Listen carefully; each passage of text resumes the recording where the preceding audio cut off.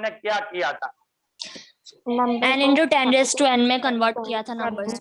हाँ, क्योंकि बहुत बड़ी फिगर आएगी या तो बहुत छोटी आएगी तो कैलकुलेशन में दिक्कत हो जाएगी।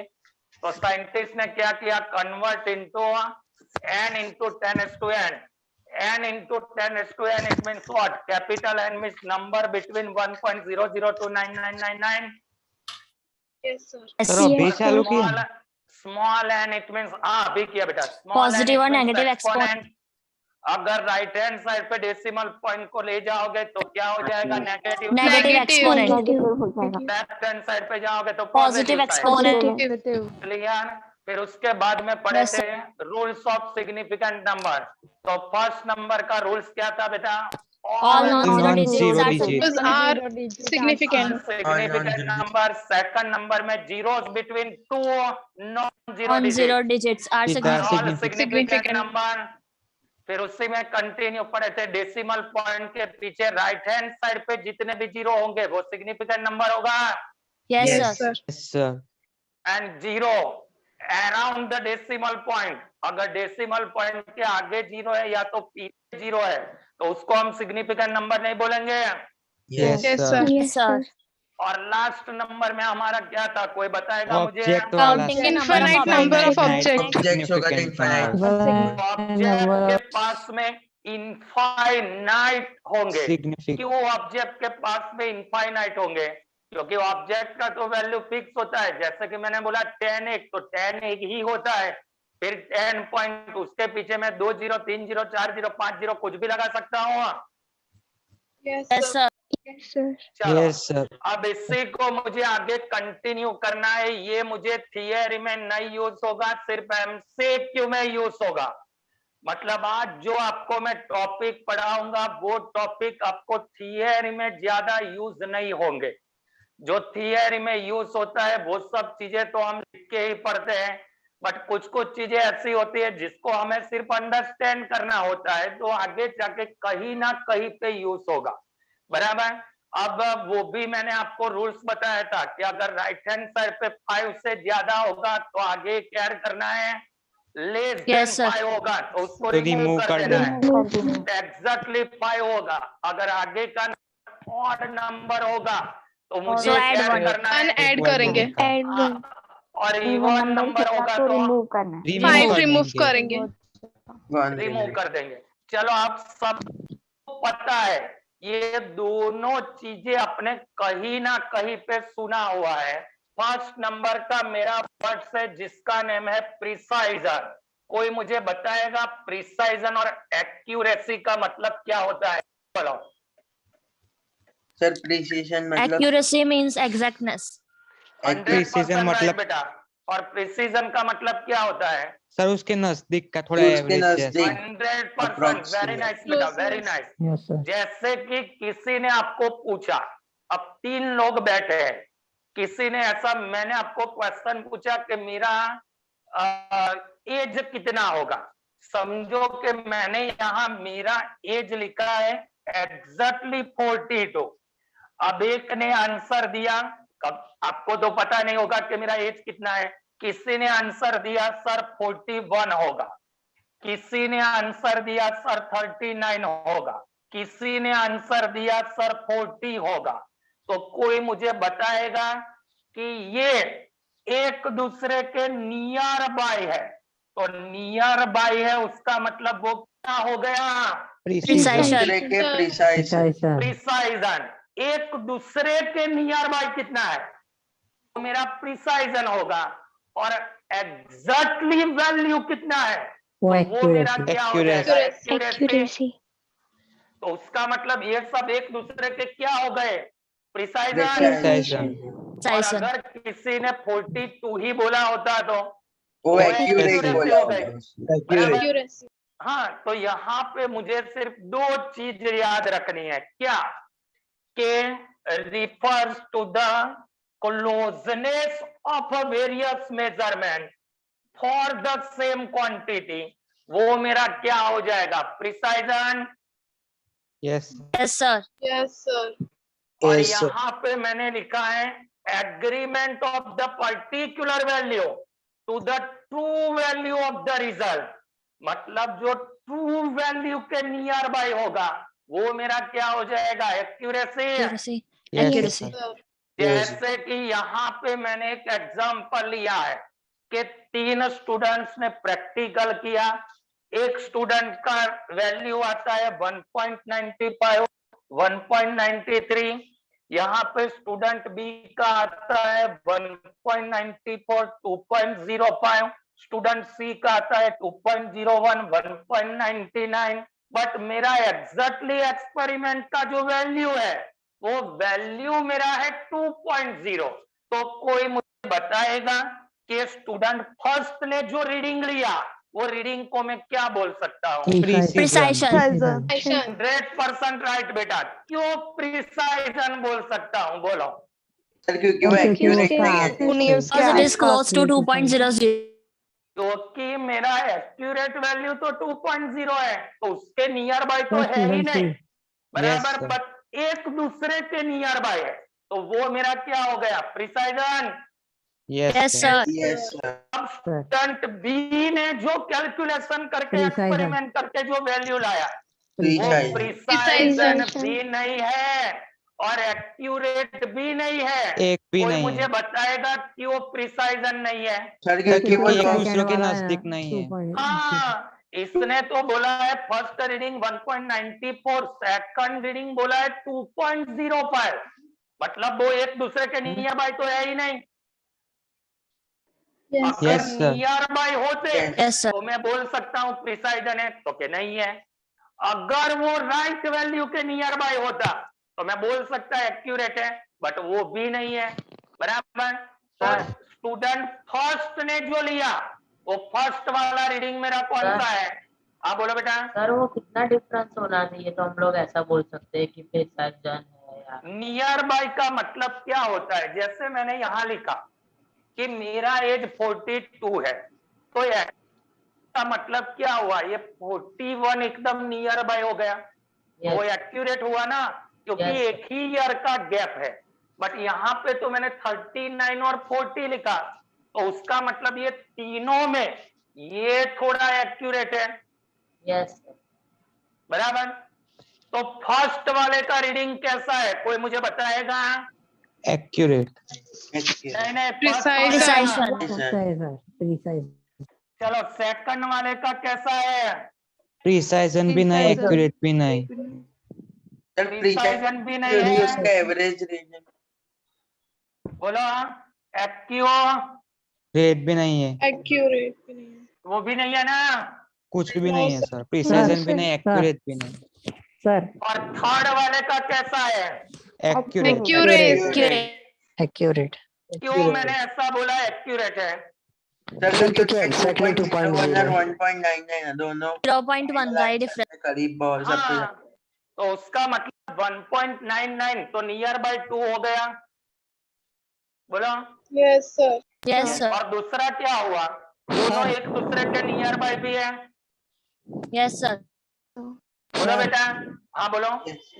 सर जो एग्जैक्ट वैल्यू से ज्यादा हो थोड़ा सा तो फिर वो भी हाँ। प्रिसाइजर ही कहलाएगा। हाँ, थोड़ा सा ज्यादा होगा थोड़ा सा कम होगा तो एक्यूरेट के नियर बाय आया ना, बट बहुत डिस्टेंस होगा तो मैं उसको प्रिसाइजन बोल सकता हूँ, नियर बाय होगा एक दूसरे के तो। क्लियर?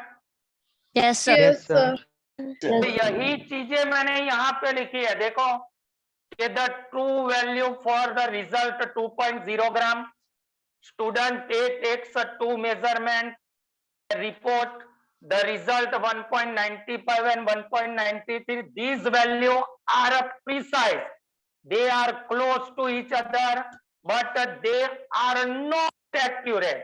एक दूसरे के नियर बाय है तो उसको मैं प्रिसाइज बोल सकता हूं, बट क्या नहीं बोल सकता, एक्यूरेट नहीं बोल Accurate. सकता।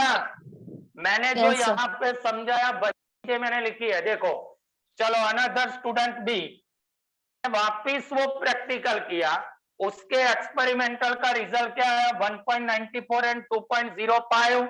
The result for 2 measurement, these observation are neither precise nor accurate. कोई मुझे बताएगा क्यों प्रिसाइज और एक्यूरेट नहीं है?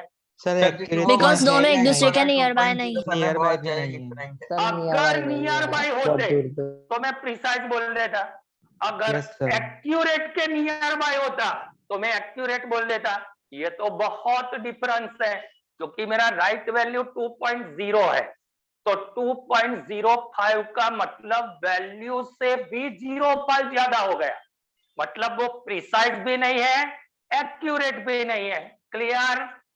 Yes, sir. Yes, sir. चलो Yes. अब थर्ड स्टूडेंट ने मेजरमेंट किया, उसके वैल्यू क्या है? 2.01 and 1.99। Yes, sir. These value both are precise and accurate. कोई Yes. मुझे बताएगा क्यों प्रिसाइज एंड एक्यूरेट है? सर क्योंकि Because दोनों एक बहुत दूसरे के ज्यादा nearby है और करीब accurate तो value के भी nearby near है। तो फाइनल आंसर इतना है उसके भी ज्यादा करीब। इतना सारा पढ़ने के बाद में इसका कंक्लूजन क्या निकला? सिर्फ 2 ही सेंटेंस। कौन से 2 सेंटेंस? बोलो, 2 ही सेंटेंस कंक्लूजन में निकले। सर ये पूरे ऐसा थियरी क्यों? का मीनिंग होता है 2 सेंटेंस। कौन से 2 प्रिसाइजन सेंटेंस? सर वो सर, फर्स्ट अगर- एंड सेकंड। एक्यूरेट ना हो और दोनों नजदीक हो तो प्रिसाइजन, अगर दोनों हाँ, तो accurate के two measurement close to each other, it is called precise. Yes sir, and measurement near by accurate, तो it is called Accurate. Accuracy. अगर एक दूसरे के नियर बाय होते हैं तो वो मेरा प्रिसाइज हो जाएगा, और अगर एक्यूरेट वैल्यू के नियर बाय हो जाएगा तो वो मेरी क्या हो जाएगी? Accuracy. Accuracy. Yes sir, Yes, sir. sir. 100% पता चला सबको?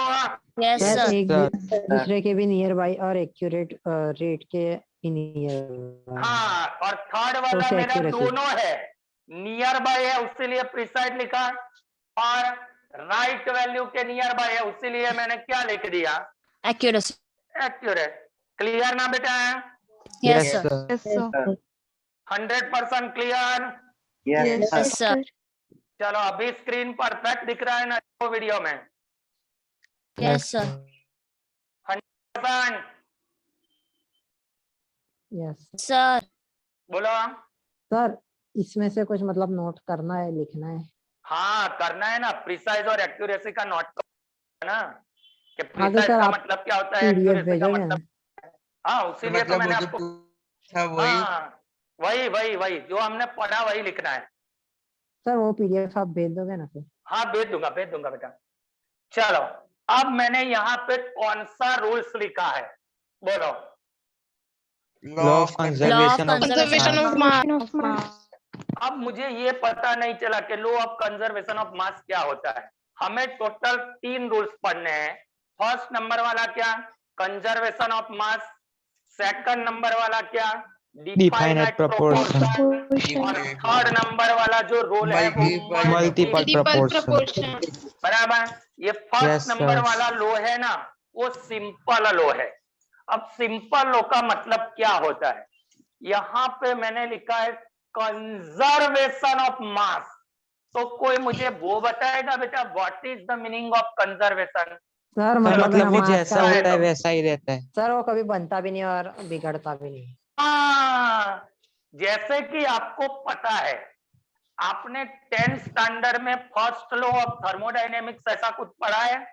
Yes sir, it's not be Yes, sir. Created not be matter can neither Can neither be destroy created nor nor be destroyed. Created. ऐसा था Yes, ना, sir. Matter can neither destroy nor be yes created. Sir. Yes, sir. Yes, sir. है, सिर्फ एक दूसरे में transfer होता है।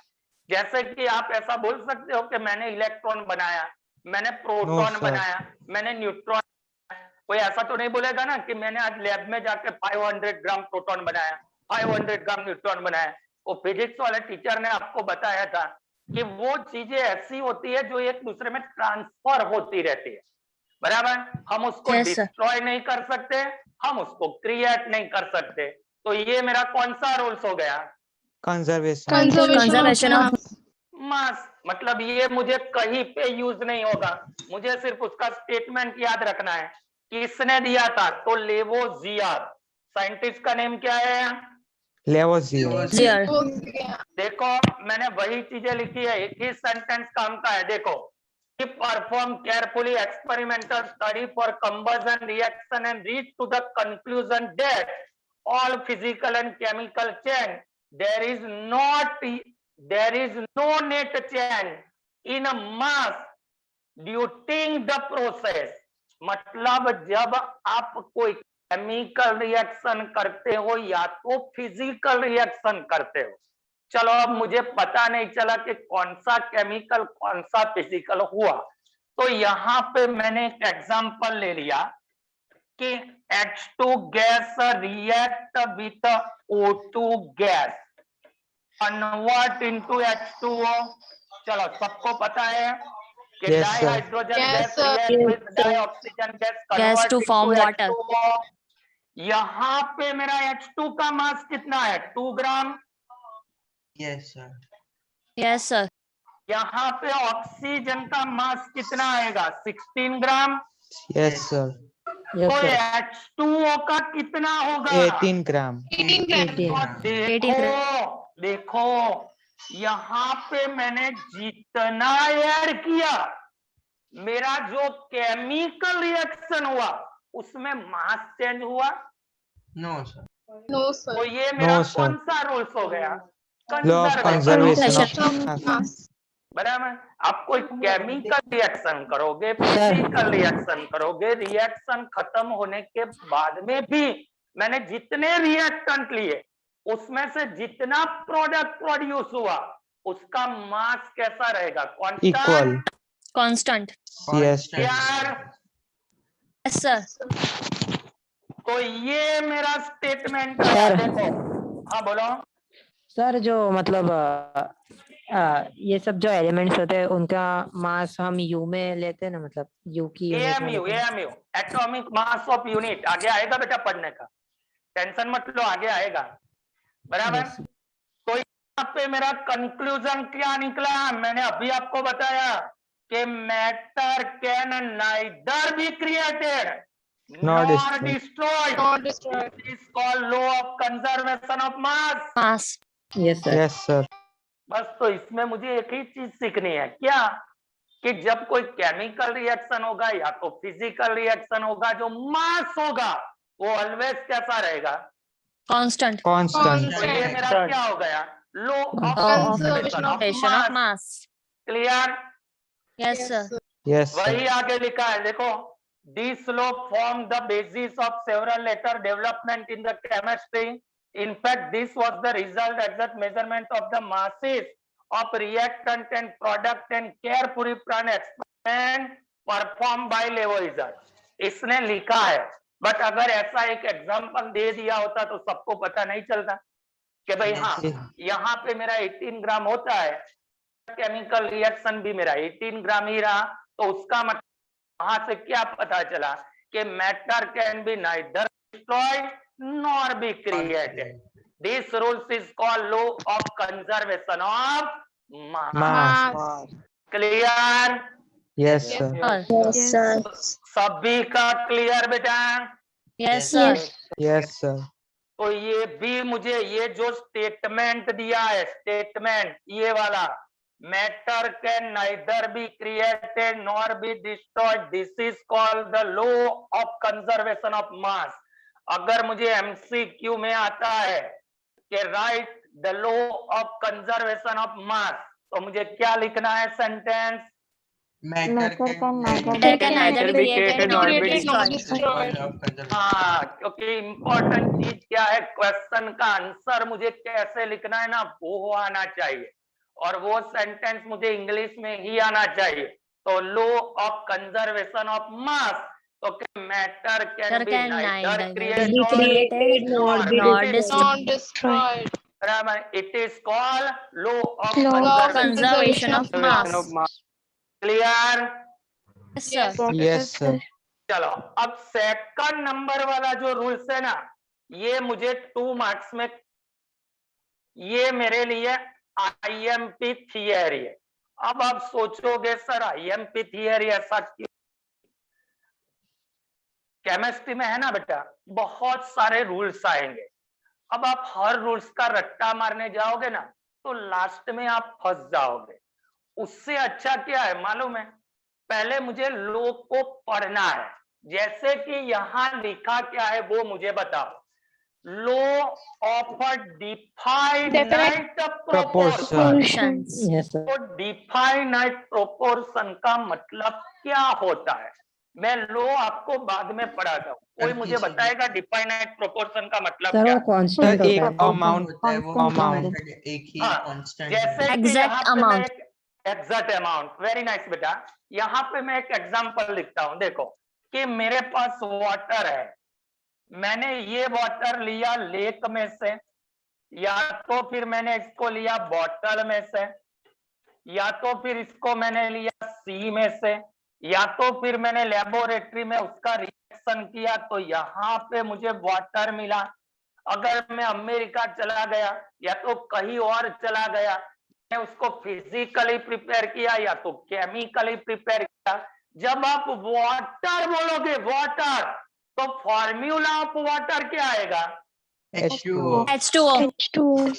अगर मैंने आपको ऐसा पूछा कि फॉर्मूला ऑफ लेक वाटर तो H2O, H2O। Formula of bottle water तो H2O, formula of C water तो H2O. तो उसमें जो हाइड्रोजन ऑक्सीजन का प्रोपोर्शन होता है वो वो 2:1 कैसा का ही होता Two है? is to definite. Yes sir. तो मुझे इसके बारे में तो लिखना है, मुझे इसके बारे में ही लिखना है कि मेरा जो प्रोपोर्शन होता है ना वो किसी में भी डिफाइनाइट होता है, वो फिक्स होता है। जैसे कि मैं सॉल्ट ऐसा बोलता हूं तो सॉल्ट का फॉर्मूला कहीं पे भी जाओगे मुझे क्या लिखा हुआ मिलेगा? NaCl. sodium chloride. ऐसा होता है कि ऑस्ट्रेलिया वाले सॉल्ट को Na2Cl2 बोलते हैं? नहीं, नहीं बोलते ना, नहीं बोलते ना। तो सबसे पहले मुझे क्या करना है मालूम है? क्वेश्चन को अंडरस्टैंड करना है। अगर मुझे क्वेश्चन पता चल गया ना तो आंसर कैसे लिखना है ना वो मुझे ऐसे ही आ जाएगा। बट जहां तक मैं क्वेश्चन को अंडरस्टैंड नहीं कर पाऊंगा ना तो मुझे आंसर में बिल्कुल पता नहीं चलेगा क्या लिखना है। बोलो बेटा। सर आपने इधर Yes, sir. ऑक्सीजन मतलब O2 लिखा है, उसके आगे हाफ क्यों लगाया वो मुझे समझ क्योंकि नहीं मुझे यहाँ से ऑक्सीजन कितने चाहिए? एक ही चाहिए ना। Yes sir. 2 का हाफ कितना होता है? 1। 2 का हाफ 1। जैसे कि मैंने यहाँ 1/2 नहीं लिखा होता तो फॉर्मूला 2 चला बेटा। यस सर, पर सर डायरेक्टली ओ नहीं लिख सकते। नहीं वो नहीं होता है ना, वो बेटा डाई एटॉमिक फॉर्म में होता है। आपने पढ़ा होगा कि gas always Okay, in sir. Diatomic form. मतलब आप अगर ऑक्सीजन ऐसा बोलोगे ना तो वो नहीं लिख सकते, O2 ही आता है, बराबर? Okay sir. 2 atom combine with each other by covalent bond, बराबर? हाँ, तो ये किसने रूल्स दिया? Joseph proud. जोसेफ प्राउस। चलो मैंने जो बोला वही है, देखो। He stated that given compound always contain exactly the same proportion of elements by weight. Wait. मतलब मुझे जो कंपाउंड दिया है उसमें जो एलिमेंट्स का वेट होगा, अगर मैंने उसको लेबोरेटरी में प्रिपेयर किया है या तो फिर मैंने कहीं से और प्रोसेस से प्रिपेयर किया है, उसका जो मास होगा वो कैसा होगा? एग्जैक्ट होगा। Yes. Yes, sir. Yes. तो अगर मुझे वो क्वेश्चन आए कि कौन से साइंटिस्ट ने दिया लो तो Joseph Proust. Proust. Joseph Joseph proud. Clear? Yes. sir. Yes, sir. लो क्या है बोलो? Compound always contain exactly Having the same same proportion of proportion elements of by weight. By mass. Clear? Yes, Yes, sir. sir. तो यहाँ पे Joseph प्राउड्स ने क्या किया? Cupric carbonate laboratory में प्रिपेयर किया, क्यूप्रिक कार्बोनेट अर्थ में से लिया। अब दोनों में जो कॉपर कार्बन और ऑक्सीजन का परसेंटेज है ना वो दोनों परसेंटेज उसको कैसे मिले? सेम। जैसे कि मैंने यहाँ पे बताया कि लेक वाटर होगा, सी वाटर होगा, पाउंड वाटर होगा, बॉटल वाटर होगा या तो केमिकली होगा। हाइड्रोजन ऑक्सीजन का प्रोपोर्शन, उसका जो वेट होगा वो सभी में सेम होगा। Yes, sir. बस, तो ये चीज उसने लिखी। क्या लिखा?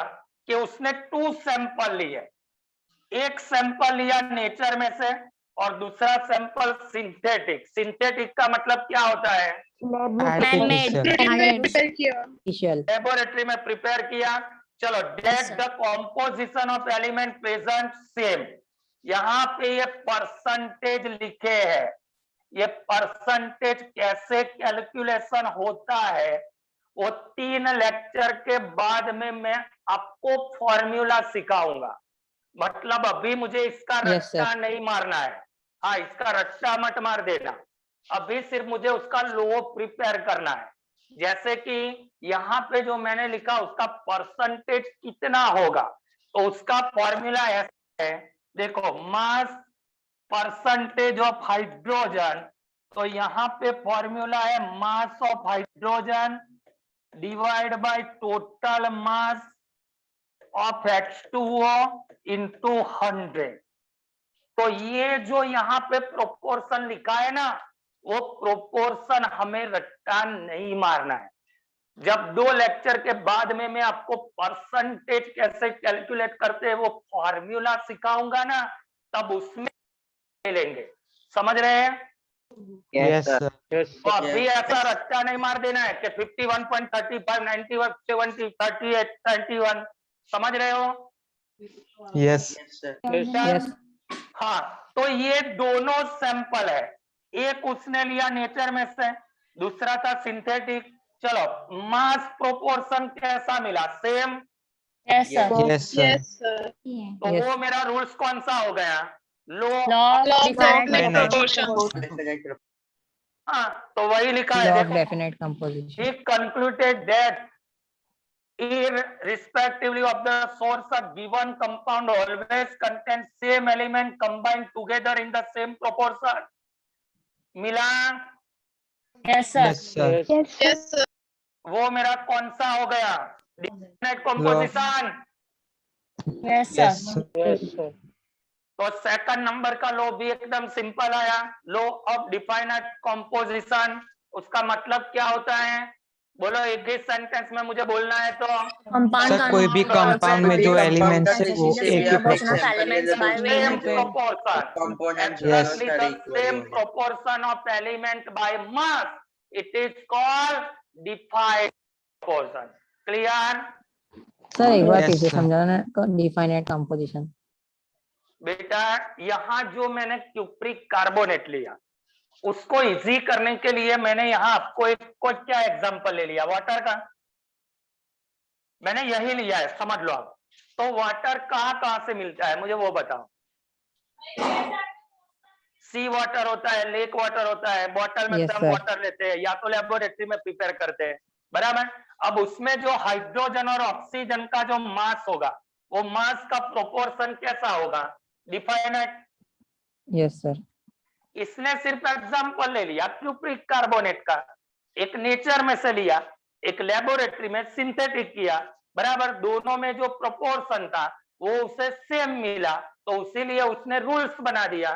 क्या रूल बना दिया? कि एलिमेंट्स का जो वेट होगा वो आप कहीं से भी लोगे, कैसा होगा? डिफाइनाइट। यस सर, Yes, मतलब sir. सेम है ना। सर, हाँ बोलो। क्यूप्रिक कार्बोनेट का molecular formula cupric carbonate CuCO3। क्यों मैंने ऐसा लिखा होगा? क्योंकि कॉपर का चार्ज होगा +2, कार्बोनेट का -2, तो ये मेरा क्या हो जाएगा? CuCO3। Yes sir. क्लियर? तो यहाँ Yes, पे मैं sir. लिख देता हूँ क्यूप्रिक कार्बोनेट का CuCO3। Clear? Yes, yes sir. Sir. 100% clear ना? Yes sir. Yes, sir. चलो, अब उसके बाद में जो Hello, थर्ड sir. वाला लो है, हाँ बोलो बेटा। सर अगर हमें पूछे कि लॉ ऑफ डिफाइनाइट प्रोपोर्शन लिखो तो हाँ। तो ऊपर वाला दिया है वो लिखने का कि नीचे वाला? इररिस्पेक्टिव। ये नेम Yes. तो लिखना पड़ेगा ना, किसने दिया वो नेम तो सर लिखना वो पड़ेगा। नहीं, हाँ ये ही स्टेटेड के बाद वाला लिखने का कि हाँ, irrespect- यही से। बट फिर मुझे एग्जाम्पल तो लिखना पड़ेगा ना। कि उसने क्यूप्रिक कार्बोनेट लिया, नेचर में से लिया, सिंथेटिक लिया, दोनों में जो प्रोपोर्शन था वो इक्वल निकला, उससे उसने कंक्लूजन क्या निकाला कि भाई वेट कहीं से भी लो। डिफाइनाइट होता है। Okay clear? Sir, yes sir. Yes, sir. चलो अब ये रूल्स बी मेरे लिए आईएमपी है, ये बी मुझे 2 मार्क्स में आ सकता है। चलो पहले आप वो बोलो, हाँ मुझे क्या दिखता है? Multiple proportion, 100% multiple proportion. Yes, yes sir. चलो यहाँ पे मैंने एक एग्जाम्पल लिया, आप इसको अभी भूल जाओ, हमें पहले एग्जाम्पल क्लियर करना है, उसके ऊपर से रूल्स लिखना है। Dihydrogen gas react with dioxygen gas gives water molecule and hydrogen peroxide. चलो यहाँ पे रिएक्शन हुआ तो एक में मुझे मिला क्या मिला? वाटर। वाटर। और Water. अगर मैंने पूरा ऑक्सीजन एंटर कर दिया तो मुझे क्या मिला? Hydrogen peroxide. Peroxide. क्लियर? अब देखना मैं यहां से थियरी बोल रहा हूं, यहां से थियरी बोला हूं। 2 or more than 2 element combine with each other. फिर से एक बार मैं क्या बोला, बोलो। Two Two or or more more than than two elements combine with each other. To form more form. Then one compound. मैंने दोनों को कंबाइन करके more than one compound form किया। जैसे कि हाइड्रोजन ऑक्सीजन से वाटर भी प्रिपेयर होता है, हाइड्रोजन ऑक्सीजन से हाइड्रोजन पेरोक्साइड भी प्रिपेयर होता है। चला पता? चलो इसमें हाइड्रोजन का वेट कितना था? 2 ग्राम। 2 ग्राम। ऑक्सीजन का 60 ग्राम। 16 ग्राम। 16 grams. चलो यहाँ हाइड्रोजन का 2 ग्राम, 2 ग्राम। ऑक्सीजन का 32 ग्राम। ग्राम। तो मैंने ऊपर 16 लिखा, नीचे 32 लिखा। सर क्योंकि ऊपर हाफ है Half molecule of और ये oxygen. फुल हो। हाँ, तो एक का जो एग्जैक्टली मास होगा वो सेम रहेगा। दूसरे के मास के साथ में, यहाँ पे इसका रेशियो में 60-32 लिख सकता हूँ? नहीं। Yes sir. उसकी जगह पे मैं 1-2 लिखूंगा। 16-32 ऐसा कभी आपने लिखा है? ऐसा लिखा है? 2-4 ऐसा लिखा है? नहीं। इसकी No, जगह sir. लिखते हैं 1-2। 1:2. लिखते हैं 1-2। 1:2. तो उसका मतलब हमारा जो सिंपल रेशियो आता है ना, सिंपल रेशियो, वो हमें कौन से फॉर्म में लिखना है? Small whole number. Small Yes, whole sir. Number. जैसे Yes. कि यहाँ 16-2 नहीं लिख सकता, उसकी जगह पे मुझे 1-2 लिखना है। Yes, sir. Yes. तो इसी को मुझे सेंटेंस में लिखना है, तो मेरा क्वेश्चन खत्म हो गया। देखो Yes, sir. ये किसने दिया? डाल्टन। डाल्टन। Dalton. लिया।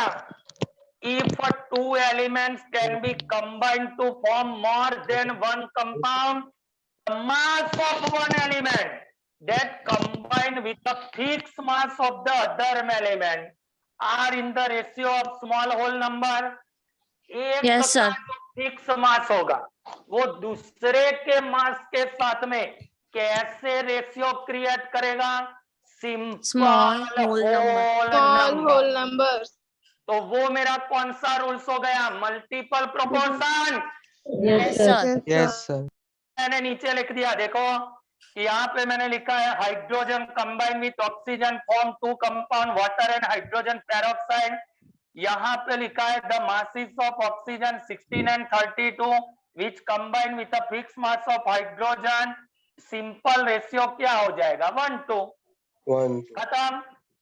Yes, sir. यस मतलब यहाँ पे जो मेरा नंबर होता है, जैसे समझो इसको मैं कैंसिल देता हूँ। चलो यहाँ पे मैं और एक सेकंड एग्जांपल लेता हूँ तो आपको 100% रूल्स पता चल जाए। यहाँ पे मैं सेकंड एग्जांपल लिया, dinitrogen gas combine with dioxygen gas. यहाँ पे इसने फॉर्म क्या किया? N2O, N2O3, N2O4, N2O5। चलो तो इसमें नाइट्रोजन का फिक्स रहेगा कितना? 2। Yes, sir. एक का 14 तो 2 का 28 हो जाएगा। Yes, sir. Yes, sir. चलो इसमें ऑक्सीजन कितना है 16, 16, इसमें कितना है 48, 48, 16 4 64, 64, 64, 16 80. 5 80, तो मैं ऐसा लिख सकता हूँ 16 48 64 18 9। No. इसकी No. जगह पे मैं क्या लिखूंगा 1 3 3 is to 4 is to 4, 5. 5. तो ये मेरा क्या हो गया, क्या हो गया Law of multiple proportions. Multiple proportion. Small whole number. Clear? Yes, Yes, sir. sir. Yes. 100% clear? Yes, sir. Yes, sir.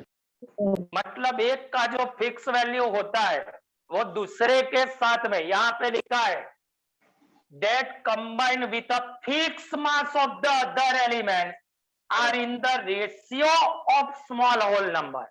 जो सेकंड के साथ में कंबाइंड होता है ना वो मेरा क्या हो जाता है small whole number. Yes, sir. Yes, sir. तो ये मेरा कौन सा रूल्स हो गया मल्टीपल। Proportions. तो फिर से एक बार मुझे कंफ्यूज नहीं होना है, कंजर्वेशन में मैंने क्या लिखा था Matter can neither be created nor destroyed. Second number में मेरा कौन सा रूल्स था law of Definite definite proportions. proportion. तो डिफाइनाइट, डिफाइनाइट का मतलब क्या होता है मास उसका Exact. सेम रहेगा। Exact proportion. हाँ, और थर्ड नंबर में मैंने क्या पढ़ा Multiple Multiple proportions. proportion. तो एक दूसरे के साथ में जो हम लिखते हैं वो कैसा होगा small whole number. Yes, Yes, sir. sir. Clear? Yes, Yes. sir. Yes, sir. किसी को मिक्स तो नहीं हो रहा है ना एक दूसरे के साथ में। No, sir. Sir. चलो अब इसके बाद में है गैल्यूसेक का वॉल्यूम वाला लो। तो यहाँ पे लिखा है गैल्यूसेक लो ऑफ अ गैसियस वॉल्यूम। चलो ये तो सबको पता है। यहाँ पे मैंने एक एग्जांपल लिया, यहाँ पे मुझे दिया क्या है वॉल्यूम, वॉल्यूम दिया है Sir. हाँ, का मतलब मुझे वॉल्यूम के बारे में लिखना है। हमें याद कैसे रखें, देखो जैसे कि कंजर्वेशन ऑफ मास, तो डिस्ट्रॉय नहीं होगा क्रिएट नहीं होगा, उसके बारे में लिखना है। सेकंड नंबर में मेरा रूल्स कौन सा था बोलो Finite second proportions. Definite proportion. मतलब मुझे वो पता होना चाहिए कि डिफाइनाइट होगा। थर्ड नंबर में Yes, मेरा sir. क्या था तो Multiple Multiple proportions. Small whole number आएंगे। अब यहाँ मुझे लिखना है वॉल्यूम के बारे में। तो सपोज मेरे पास डाइहाइड्रोजन गैस है, उसमें मैंने ऑक्सीजन को मिक्स किया। चलो यहाँ ये दोनों क्या फॉर्म करेंगे H2. वो तो आपको 100% पता है। चलो Yes, sir. इसका Yes, sir. मैंने ले लिया 100 मिली, इसका मैंने ले लिया 50 मिली, तो आप यहाँ 150 ऐसा लिख सकते हो। No, sir. Yes. Yes, यहाँ sir. नहीं देखना है, यहाँ नहीं देखना है, चलो यहाँ नहीं देखना है। बोलो मैं 150 नहीं लिख सकता, क्यों नहीं लिख सकता? यहाँ पे कितना मिली है 100, 100. यहाँ पे कितना है 50. 50. तो ये दोनों एक दूसरे के साथ में कंबाइन होते हैं, मतलब 50 के साथ में 50 ही कंबाइन होगा, 50 के साथ में 50 ही होगा ना। Yes, Yes, sir. sir. ऐसा थोड़ा होता है एक का प्रोपोर्शन 1 kg है, दूसरे का प्रोपोर्शन 5 kg है, क्योंकि ये गैस है, गैस, ये लिक्विड नहीं है। फिर से एक बार यहाँ पे लिखा है गैसियस, तो जब दो गैस एक दूसरे के साथ में कंबाइन होंगे तो 50 ml के साथ में 50 ml ही अटैच हो सकता है। Yes, Sir, sir. Yes, half sir. 50 ml क्या होगा? क्या हुआ बेटा? सर जब ये तो H2 100 ml है तो फिर इसका 50 ml कहाँ जाएगा? मतलब यहाँ पे जो मेरा ऑक्सीजन यूज हुआ ना, ये मेरा है हाइड्रोजन और यहाँ मेरा है ऑक्सीजन। ये तो मैंने इक्वेशन उसी लिए लिखा आपको पता चले। यहाँ मैंने जो हाइड्रोजन लिया होगा उसका वॉल्यूम मैंने लिया 100 ml, इसके साथ में जो मैंने ऑक्सीजन लिया मतलब ये 1/2 का ही 50 ml है, मतलब ये दोनों को मुझे मिलाना है, बराबर। तो इसका 50 इसके 50 के में रिएक्शन करेगा, बोलो 50-50 में रिएक्शन करेगा। Yes, sir. Yes. Yes, sir. तो फाइनल तो मेरा 100 मिली होगा ना, Yes, sir. Clear? Yes. Yes, sir. तो यही मेरा रूल्स है। देखो कुछ नहीं होता है, अगर सर। मुझे सिर्फ एग्जाम्पल भी पता हो ना तो भी मैं इजीली लिख सकता हूँ कि इसमें मुझे क्या करना है। सर तो हाँ, बाकी बोलो। का जो हाइड्रोजन का 50 मिलीलीटर बचेगा उसका क्या? हाँ, वो रिएक्शन नहीं करेगा क्योंकि यहाँ पे ऑक्सीजन का प्रोपोर्शन एम्प्टी हो गया। 50 के साथ में 50 ने रिएक्शन कर लिया, वाटर 100 मिली हो गया। बाकी का जो मेरा ज्यादा था, जैसे एक सिंपल एग्जांपल देते हो कि आप खाना खाने जाते हो, बराबर, आपकी ये प्लेट है, आप उसमें बहुत सारा खाना ले लेते हो, बोलो कब तक आप खाते हो, मुझे वो बताओ। जब तक पेट नहीं भरता। हाँ, जब तक पेट नहीं भरता है तब तक खाते हो, बात खत्म। चलो उसके बाद वाला खाना आप क्या करोगे? रहने देंगे। तो बेटा Yes, यहाँ sir. पे भी ना, यहाँ 50 था, उसका मतलब इसका 50 रिएक्शन कर सकता है क्योंकि वॉल्यूम तो इक्वल ही लेना पड़ेगा हमें। तो इसका 50 के साथ में इसके 50 ने रिएक्शन किया, वो वाटर में कन्वर्ट हो गया। बाकी जो 50 बचा वो तो डाइहाइड्रोजन का डाइहाइड्रोजन ही रहेगा। Clear? Yes, sir. Yes, sir. तो यही मैंने लिखा है, देखो this law was given by Gay Lussac, पीछे पढ़ने का आएगा। लॉ ऑफ गैसियस किसने दिया था? गैल्यूसेक। Yes, sir. चलो क्या दिया? When gases are combined or produced in a chemical reaction, they do so in a simple ratio by volume, provided all gases are at the same temperature and pressure. Yes, sir. Yes, sir. यहाँ पे मैंने लिखा है, क्या लिखा है? Simple ratio. Simple ratio का मतलब पता चला, अगर किसी का 50 मिली है तो उसके साथ में दूसरे का 50 मिली ही रिएक्शन करेगा, भले मैंने 100 मिली ले लिया हो। चला पता? Yes, sir. Yes, sir. चलो इसी को मैंने यहाँ लिख दिया, देखो 100 milli of hydrogen combine with 50 milli of oxygen give 100 milli of water vapour. Yes, sir. Yes, यहाँ पे sir. लिखा है volume of hydrogen and oxygen which 100 milli and 50 milli, तो सिंपल रेशियो उसका 2:1 हो जाएगा। Yes, sir. Yes, sir. Clear ना? Yes, Yes, sir. sir. तो अगर मुझे किसी पूछा तो रेशियो क्या आएगा? 2:1। Yes, sir. और कितना वाटर प्रिपेयर हुआ? तो 50 ml, 100 50 ml. ml, 100 ml। Clear? Yes, sir. फिर उसको नीचे दिया है, देखो गैल्यूसेक discovery of integer ratio in volume relationship is actually the law of definite proportion by volume. Definite proportion state earlier with respect to mass. The Gay-Lussac was explained property by the work of Avogadro. मतलब ये मुझे यहाँ पे नहीं लिखना है, इसके बाद वाले लेक्चर में जब मैं आपको एवोगैड्रो के बारे में पढ़ाऊंगा तो ये लास्ट वाला रिलेशन आ जाएगा। क्लियर? Yes, sir. तो बोलो ये थर्ड नंबर वाला भी सबको पता चला? Yes, Yes, sir. मुझे एक बार रूल्स बताओ, रूल्स कौन सा है? रूल्स क्या था? Law of conservation of mass. नहीं नहीं नहीं नहीं, law of gaseous volume. Rules क्या था? Sir, जब दो gas combined with या each produce other, produced in a chemical chemical reaction, they do reaction. so simple So, in a ratio simple ratio by volume, by where volume. temperature and gas pressure are the same. बराबर? मतलब जब भी आप ये reaction करते हो तो मेरा टेम्परेचर And और pressure. pressure. प्रेस कांस्टेंट रहना चाहिए। क्या Yes, रहना sir. चाहिए? Constant. रहना चाहिए। क्लियर? Yes, sir. तो सबको चारों रूल्स पता चल गए बेटा? Yes, sir. ओके, इसको अच्छे से नोटबुक में लिखना है। नोटबुक बनाया है कि नहीं बनाया है? Yes, sir. बनाया है। और इसमें से रोज रोज पढ़ाई कौन करता है बेटा? सब करते हैं। Yes, sir. और रेगुलरिटी रखना बेटा। मेन चीज क्या है मालूम है? कुछ भी हो जाए हमें लेक्चर मिस नहीं करना है, क्योंकि होगा क्या मालूम है? केमिस्ट्री है, फिजिक्स है, मैथ्स है, उसमें सब कनेक्टेड आता है। कनेक्टेड का मतलब आप समझ रहे हो?